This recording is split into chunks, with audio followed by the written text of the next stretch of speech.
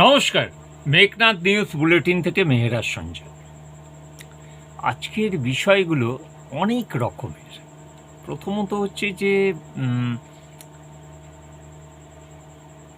প্রাক্তন মুখ্যমন্ত্রী হঠাৎ আজকে হাইকোর্টে এসে কি জমা দিলেন, তাকে নাকি হারানো হয়েছে।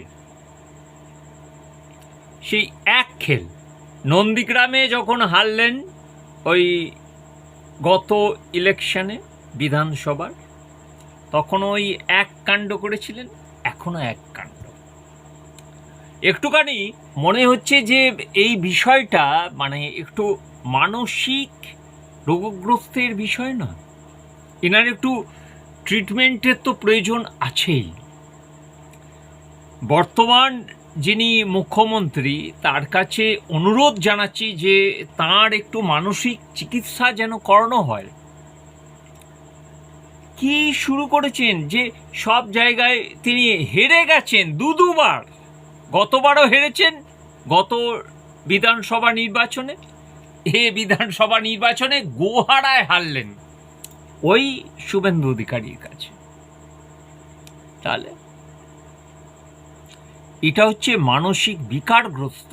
হিটলার, মুসোলিনি, লেনিন, এরা এই রকম মানসিক চিন্তাতে ছিল যে আমরা কি করছি। চেসেস্কু, এই চেসেস্কু যে হচ্ছে যে মানে হচ্ছে আপনার এই কি বলে যে কমিউনিস্ট নেতা, তার পায়ে হিরো খচিত জুতো ছিল, জুতোর মধ্যে হিরে বসানো ছিল, তাকে পিটিয়ে মেরেছিল আম জনতা। এই হচ্ছে কমিউনিস্ট পার্টি। তারপর কংগ্রেস পার্টির ইতিহাস তো সবাই জানেন। এক পাপ্পু কংগ্রেসের, আর এক পাপ্পু এই তৃণমূল কংগ্রেসে। দুটো পাপ্পু, দুটোই ডোবালো দুটো দলকে। যাই হোক, যে কথাটা খুব অসহায় লাগছে এবং শরীরটাও অনেকটা ভেঙে গেছে। আমরা সবসময় কামনা করি যে তিনি সুস্থ থাকুন।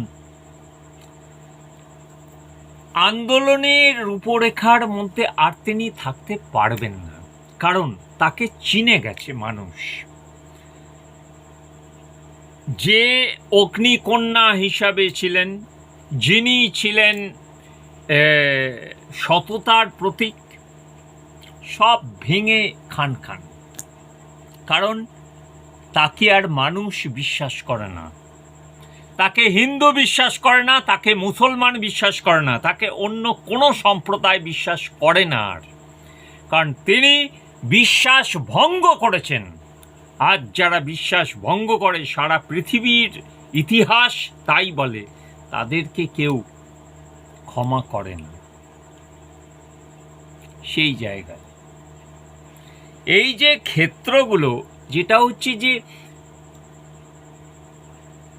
কাকে আর কে কি করবে।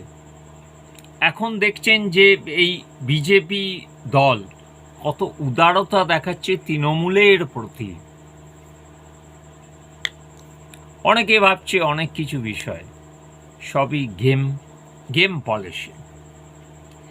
এর মধ্যে আছে অনেক কিছু অধ্যায়, অনেক কিছু রহস্য, সেগুলো পরবর্তী পর্যায়ে বলা যাবে। এখন ভেঙে বলবো না, না বলাটাই শ্রেয়। বিষয়টা হচ্ছে যে সবাই এখন বাঁচার জন্য মরিয়া।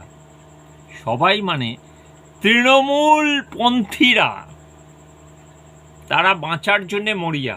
আপনি আমি বাঁচার জন্য মরিয়া নই। কারণ আপনি আমি কারুর ওই ঘর ভাঙিনি, কারুর কাছ থেকে তোলা তুলিনি। আর একটা বিষয় হচ্ছে যে কারুর ওই দুর্নীতির সঙ্গে জড়াইনি। যারা জড়িয়েছে তারা এই জায়গায় হাঁটছে, তারা এখন করছে। আমাদের এই 32 নম্বর ওয়ার্ডের কাউন্সিলর অজিত খাঁ কিভাবে অত অট্টালিকা গ্রহণ করে? দুর্নীতিবাজ একজন অজিত খাঁ 32 নম্বর ওয়ার্ডের কাউন্সিলর, জেনে রাখুন। সে এখন বিজেপির হাতে পায়ে ধরে সেই অফিসে পড়ে থাকছে। যে লোকটা সব সময় এলাকায় তাণ্ডব চালিয়েছে, এই নোংরা লোকটা। এবং আমার বোন সুজাতা মেহরা, আজ তাক চ্যানেলের সাংবাদিক, তাকে সইতে থ্রেন্ডিং করেছিল, সেই ভিডিও এখনো আছে, সবাই জানে। তাকে এখন কে প্রশ্রয় দিচ্ছে? সমীর রায়ের বোন। সমীর রায়ের বোন, ভাবতে পারেন? এই নোংরা লোকটাকে প্রশ্রয় দিচ্ছে সমীর রায়ের বোন। ভাবা যায়? এরা হচ্ছে বিজেপি। কারা বিজেপি? এই যে আজকে এই শ্যামাপদ, এই যে শ্যামা, যে এই শ্মশান ঘাট এলাকা থেকে নিয়ে সব জায়গাকার কাউন্সিলর, সে এককালে কি ছিল? সিপিএম করত। তাকে কে এই তৃণমূলে ঢুকিয়েছিল? এই সমীর কুমার রায়। যত নোংরা কাজকর্ম কিছু কিছু সমীর কুমার রায় করেছিল, এটা তো বাস্তব স্বীকৃত। এ বিষয়ে কোনো কথা হবে না। কিছু ভালো কাজ করেছিলেন, কিছু খারাপ কাজ। তার জন্যে তাকে আর কেউ পৌঁছেই না। তার নাম নিশান হাওয়া 32 নম্বর ওয়ার্ড থেকে। তবে এই অজিত খাঁ, জানেন, বর্ধমানে ড্যাম্পিং গ্রাউন্ডকে বিক্রি করে দিতে চেয়েছিল এই নোংরা লোকটা। খোকন দাস, অজিত খাঁ, এরা কারা? একটা হাড়মাত, একটা মাফিয়া ডন এরা। এদেরকে যদি বিজেপি নেয়, আবার যদি এদেরকে কোনো পদ দেয়, বিজেপি ফিনিশ হয়ে যাবে, আর কিচ্ছু হবে না। 32 নম্বর ওয়ার্ড একটা পশ এলাকা, এখানে অনেক ভালো ভালো ছেলে আছে। সেই জায়গায় কে এই কারা এদেরকে প্রজেক্ট করছে? কে বিজেপি?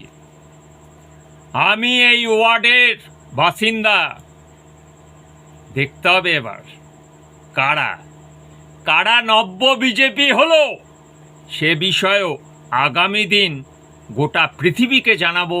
এই কলঙ্কিত অধ্যায় বিজেপির। বিজেপি যদি সূত্রে না যায়, আগামী দিনে বিজেপি আর থাকবে না।